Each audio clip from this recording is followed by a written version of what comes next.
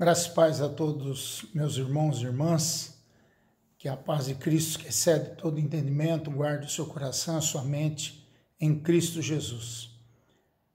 Mais uma vez retornando aqui para falarmos de um texto bíblico, para orarmos uns pelos outros e para termos encorajamento nesse tempo tão difícil que ainda passamos. Separei hoje o texto de Mateus 4, 23, apenas um versículo. Na verdade, a perícope aí são 3 versículos, mas eu quero me ater aqui ao versículo 23, que diz: percorria Jesus toda a Galileia, ensinando nas sinagogas, pregando o evangelho do reino e curando toda sorte de doenças e enfermidades entre o povo. Uma das coisas que nós repetimos muito, que nós devemos ser imitadores de Cristo Jesus.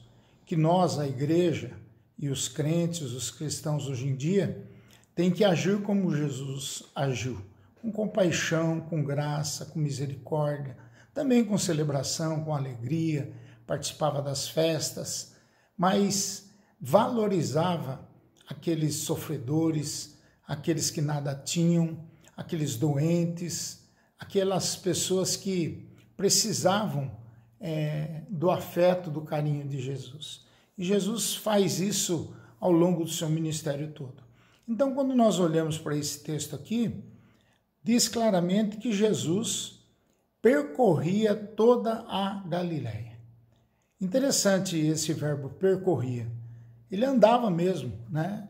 Ele ia de um lugar para o outro, naquela Galileia empoeirada, ele fazia algumas coisas.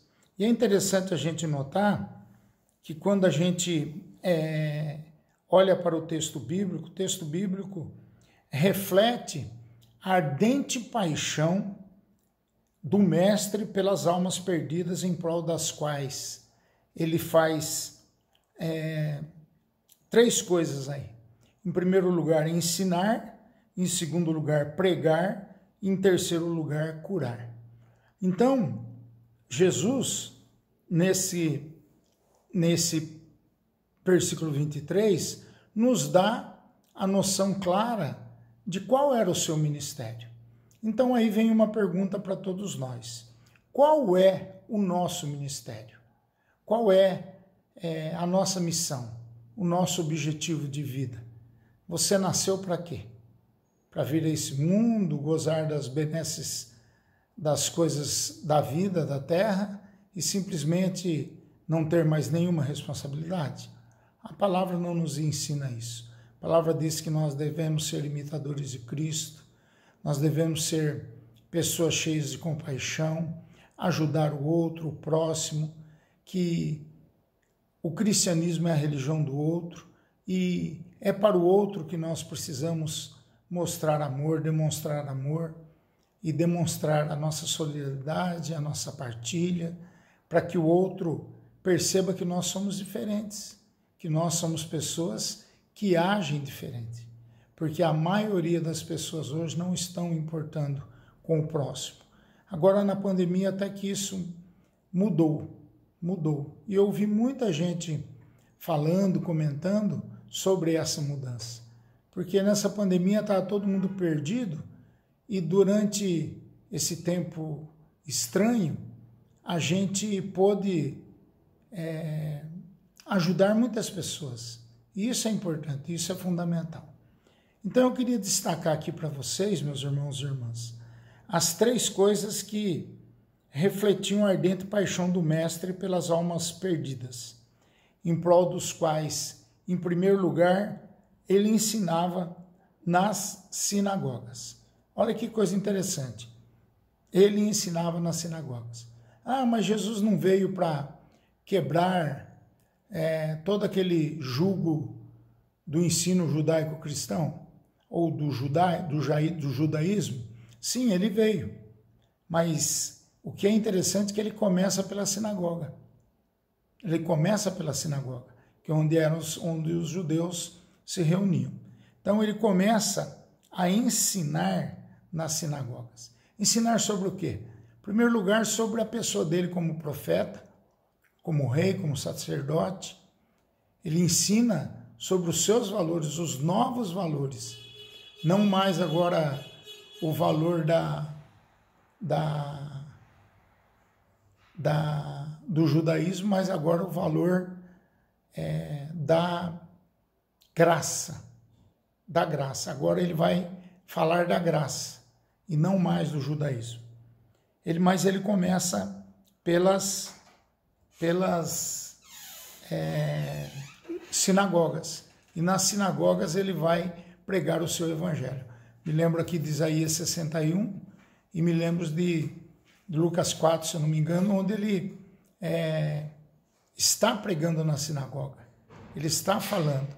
E tem um texto do Novo Testamento que diz que ele falou, hoje essa palavra se cumpriu. Quer dizer, ele era a própria palavra, né? A palavra que se cumpria naquele momento quando ele lia o texto lá de Isaías, capítulo 61. Segundo lugar, ele além de ensinar, ele pregava o evangelho do reino. E você pode me dizer, mas o que ele ensinava sobre o reino, sobre as boas notícias? Ele pregava sobre o quê? Sobre o reino, sobre as boas notícias, sobre o perdão dos pecados, como ensinou João que ele era o Cordeiro de Deus que tirava todo o pecado do mundo. Ele ensinava que era necessário nascer de novo, era necessário nascer da água e do Espírito. Ele mostrava que era necessário ser nova criatura, esquecer as coisas antigas e passar a viver as coisas novas. Em terceiro e último lugar, ele curava as enfermidades. Nós sabemos que na época de Jesus não havia nem sequer a possibilidade de um SUS. Existia um ou outro médico de quilômetros e quilômetros de distância um do outro. Mas Jesus, ele vai curar. E o texto diz assim, curando toda sorte de doenças e enfermidades do povo. Olha que coisa interessante. Quais eram essas enfermidades? A surdez, aquele que era paralítico, aquele que estava acamado, aquele que tinha uma hemorragia, aquele que não conseguia se curar. Então, Jesus vai mostrar aqui que ele... E, aliás, no versículo 24 fala, né, que a sua fama correu por toda a Síria e trouxeram-lhe, então, todos os doentes, acometidos de várias enfermidades e tormentos, endemoniados, lunáticos e paralíticos. E ele os curou, porque Jesus tinha compaixão. Será que nós temos essa compaixão nos nossos dias? Compaixão é o amor em ação. Você falar que ama, mas não se doa, não se dá, isso não é amor. Isso é um sentimento que só traz algo sem sentido para a sua vida e para a vida daqueles que tanto precisam. Então Jesus, ele reflete a ardente paixão pelas almas perdidas em prol das quais ele ensinava nas sinagogas e depois passou a ensinar a todas as pessoas. Ele pregava o evangelho do reino e principalmente dizendo a todos a palavra de João Batista, que foi o arauto dele. Arrependei-vos porque é chegado o reino de Deus. E curava as enfermidades, para mostrar o seu poder, a sua autoridade e tudo aquilo que ele veio fazer. Trazer a boa notícia, a boa nova, o evangelho e o evangelho do reino de Deus. Por isso eu queria que você, nessa noite, pudesse pensar que você possa, quem sabe, ser um imitador de Cristo e percorrer a nossa cidade. Percorrer a nossa cidade ensinando onde quer que você esteja, não precisa ser só na sinagoga ou só na igreja, para você pregar o evangelho do reino, dizer para as pessoas que é preciso que elas nasçam de novo, é preciso que elas se arrependam dos seus pecados. E, em terceiro lugar, que a gente possa curar as enfermidades. Que enfermidades que nós temos hoje? Além das que Jesus curou, nós temos outras enfermidades psicossomáticas, psicológicas. Temos, nessa pandemia, visto pessoas que perderam o senso comum, perderam o rumo da sua própria vida. E nós podemos, com oração, nós podemos, com evangelização, com discipulado, com carinho e afeto, cuidar dessas pessoas. Nós temos muitas enfermidades pelas quais Deus nos chamou também para curá-las. Queria que você pensasse nisso, que você percorresse a nossa cidade e, como Jesus refletiu aqui a ardente paixão, você possa refletir também a ardente paixão pelas almas perdidas, em prol das quais Jesus ensinava, pregava e curava. Que esse seja também o seu ministério. Vamos orar? Pai querido, nós te louvamos, te bendizemos, te adoramos e te pedimos que o Senhor nos abençoe, Pai. E que o Senhor nos dê a chance de percorrermos essa cidade, Pai, a fim de ensinarmos, de pregarmos e de curarmos, Pai, aquelas pessoas que tanto precisam, às vezes, do nosso afeto, do nosso carinho, da boa nova do nome de Jesus, para se transformarem em novas criaturas. Que o Senhor nos ajude como igreja a sermos imitadores de Cristo para fazermos diferença na vida das pessoas.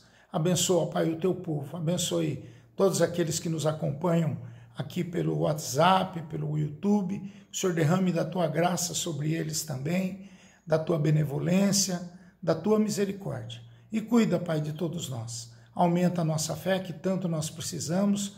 Perdoa os nossos pecados, em nome do Senhor Jesus. Amém.